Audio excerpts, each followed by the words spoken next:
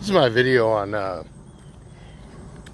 living like if you're disabled. You know, if you're like deemed disabled. Maybe you got like anxiety, maybe you got depression. Maybe you got, some kind of weird ailment or something. And basically how to cope, how to deal with life. I'm kind of in that role myself now. It's kind of hard to admit, but it is true. I was deemed disabled after meningitis many moons ago. Never fully recovered from it because it took an impact on my brain, cognitive skills, my speech, just a lot of different areas in my life. Fatigue, being mentally exhausted. And this is my a video on just like what you can do if you feel like that a lot.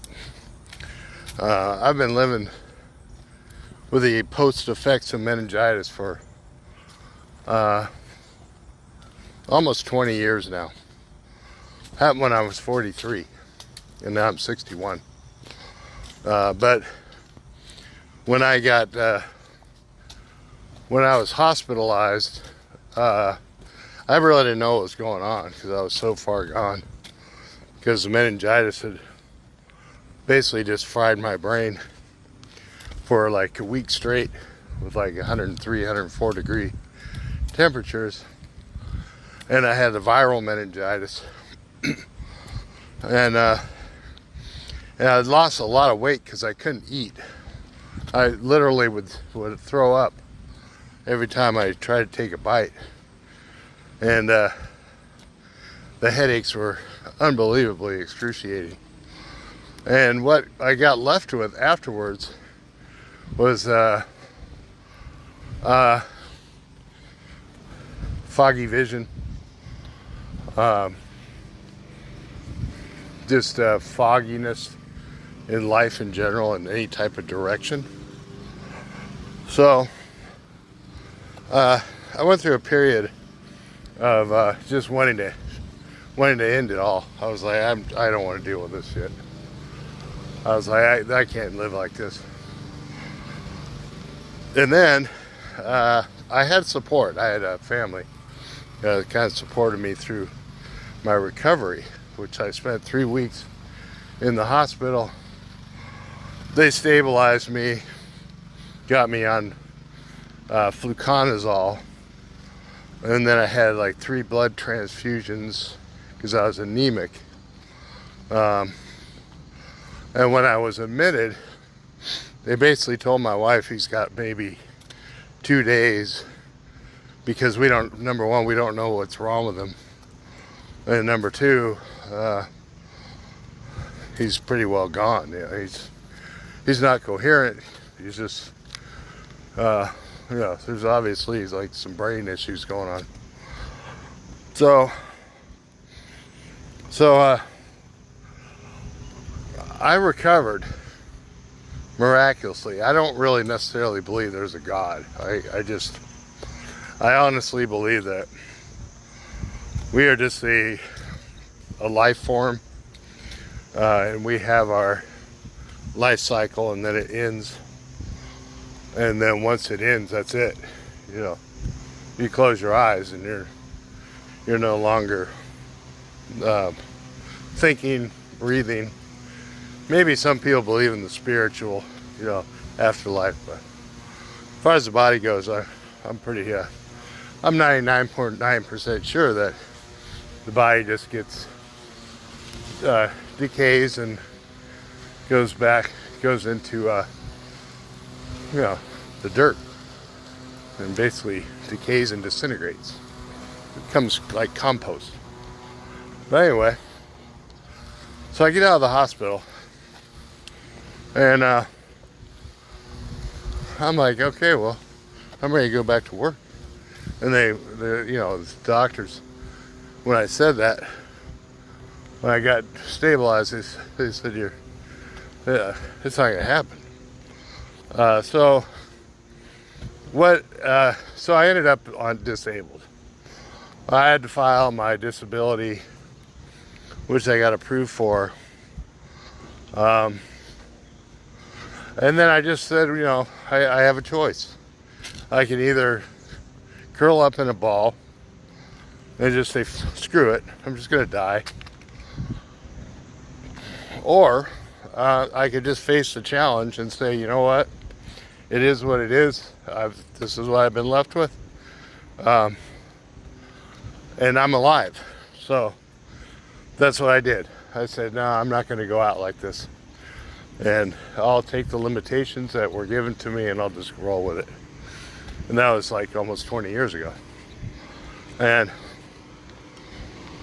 one of the reasons why I think I pulled through was due to the fact that I was homeless back in the 80s. So I kind of knew what it was like to roam around being a homeless person, which is like hell on earth. If you haven't been homeless, homelessness is like a long journey that has no direction. So I kind of took it in stride, and since that time, kind of adapted to my disability, and found that one of the best ways around the depression, the anxiety that comes with a disability, the best way to deal with it is to get outside of your head and go be around other people. Doesn't necessarily mean you gotta be around people that are disabled, but be around people that you talk to and share an interest in. Like, I like to fish, so I go fishing. It's a pretty low impact sport. Or I do this, pound the pavement. And that keeps me striving for at least some kind of positivity in my life, instead of sitting around and taking some drugs, which could be very easily do. It'd be very easy to say, yeah, screw it, just get on some pills or something, but I don't choose to do that. I do a vape, but I don't think that's as bad as pills. But that's stuff like, you have to be careful too of the traps. There's a lot of traps laid out for people like seniors, disabled people, mentally challenged people. There are a lot of traps out there, and a good majority of them are online. Start up a business, start a free website, turnkey business, all that kind of stuff is really just designed to separate you from your cash. Even like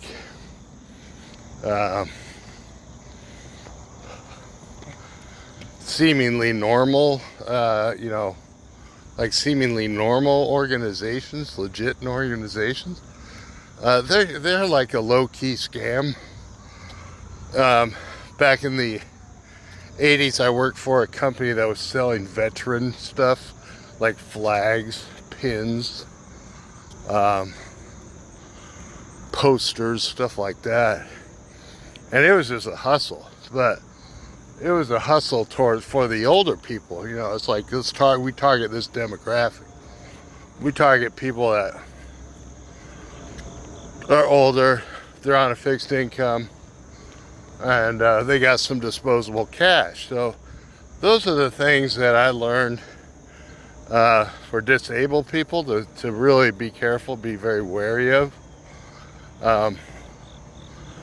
And anything to do with like I'll turn this much money you have into double your money. That's all. That's a bunch of BS. That shit don't happen. Your best bet is, number one, if you're disabled, you're retired, you're older, you're not going to change that with money. It ain't going to happen. It's just not going to happen. You're not going to change it with buying some new product, buying some new pill, buying some new freaking drink formula. It's not going to happen because it's just, the body is not designed for all that garbage. Natural body is just a natural, you know, we're like a machine. You get up and you move, you walk forward, and then that's it. You're there. There you go. Like this, I'm just walking. I'm not taking any drugs. I do this like 4 or 5 days a week. Walk about 5 to 6 miles a day. I'm not the epitome of health, but